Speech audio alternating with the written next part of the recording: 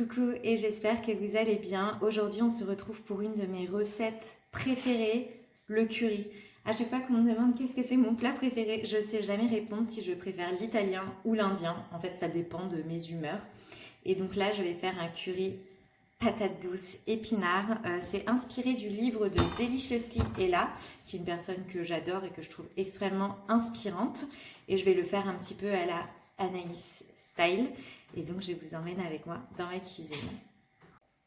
On va réussir à cadrer.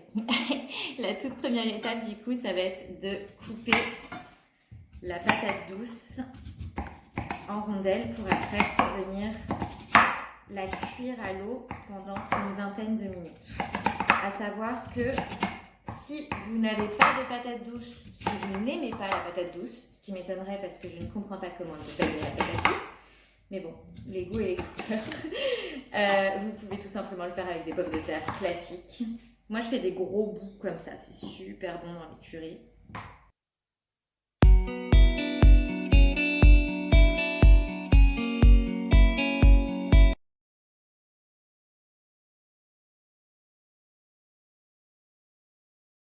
C'est bon, c'est coupé. Maintenant, on va tout simplement les cuire à l'eau pendant 20 minutes. Bon, je vais aller faire des câlins à Sergueï qui, je crois, m'appelle. Et moi, je vous retrouve dans 20 minutes pour continuer la recette.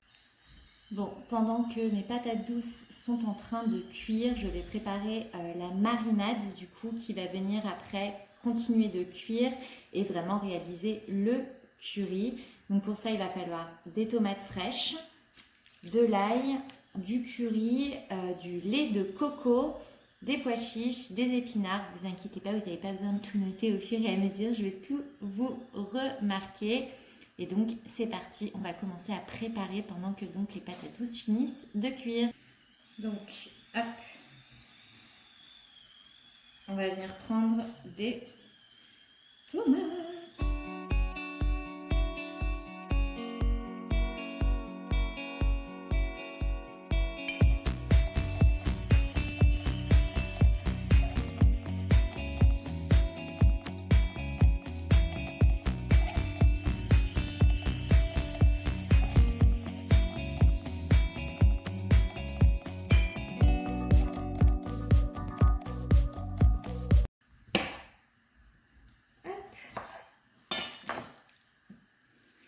Une fois qu'on a coupé nos tomates, on vient les placer dans la casserole. Il y en a deux qui se sont échappées, elles sont encore vivantes. Ensuite, on va venir émincer 2 gousses d'ail.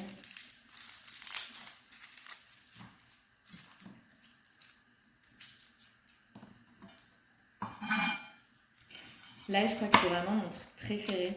Genre, je trouve que ça donne toujours trop de goût dans un plat. En plus, c'est super bon pour la santé. C'est vraiment le super aliment simple qui vient détoxifier complètement le corps et ça booste l'immunité. Donc en ce moment, on mange plein d'ail. Et surtout, on pense à dégermer. En fait, c'est ça qui fait qu'on a mal au ventre, qu'on trouve que l'ail n'est pas digeste, c'est la germe.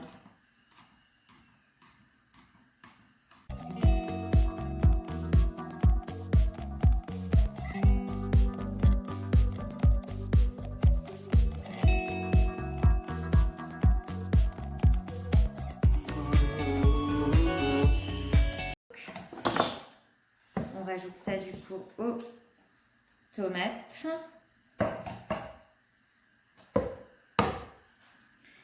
Ensuite, on va venir prendre une conserve de lait de coco. Donc moi, je l'ai placée bien au frigo. Et en fait, quand on la place bien du coup au frigo, on va séparer la crème, donc ce qu'on a vraiment envie d'utiliser, et l'eau dont on n'a pas besoin. Je cherche. Donc quand on la place au frigo, ça va vraiment séparer la crème, c'est ce qu'on veut garder, et l'eau dont on n'a pas besoin.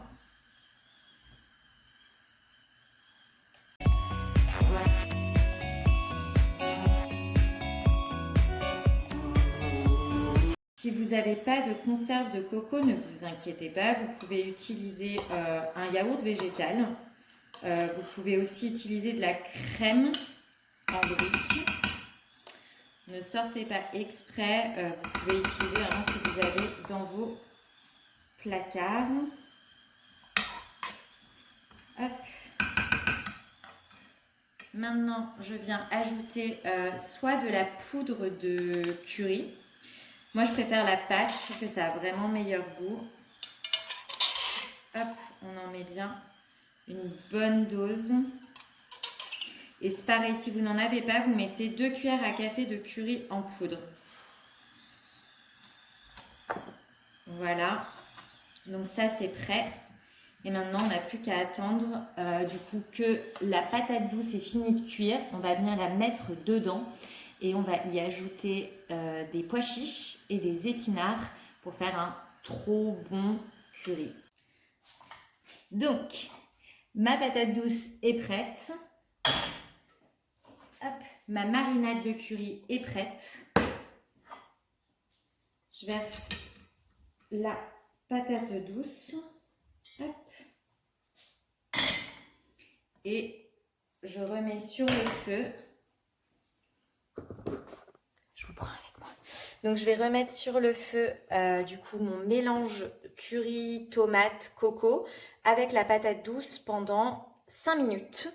Et après je vais venir ajouter les autres ingrédients et il restera 5 minutes de cuisson. Donc c'est un curry très rapide et qui est très bon.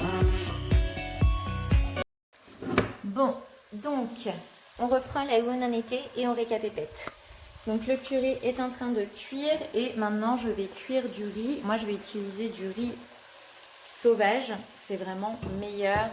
C'est un complexe en plus de plein d'oligo-éléments et qu'on accompagnera du coup avec le curry. Donc on fait ça séparément, comme ça ceux qui n'ont pas envie de riz, ils n'en prennent pas et ceux qui ont envie de riz, ils peuvent en prendre. Bon, surtout quand vous versez votre riz, faites pas comme moi, retirez l'emballage parce qu'il y a tout qui est tombé. On va avoir une bonne portion de riz pour au moins 5 jours là. Donc là, ça fait 5 minutes que c'est en train de mariner.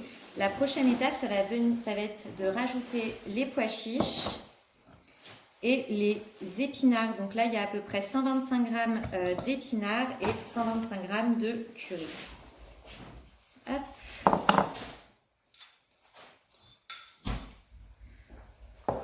On remue. Et de nouveau, on laisse mariner pendant 5 minutes. Et après, ça sera prêt. C'est les 5 dernières minutes. C'est un curry qui met vraiment 10 minutes à préparer, plus 20 minutes de patates douces. Et c'est super bon. Et ça sent déjà trop bon. De un peu plus près. Ça sent trop bon. J'ai vraiment une passion pour le curry. Il sent trop bon.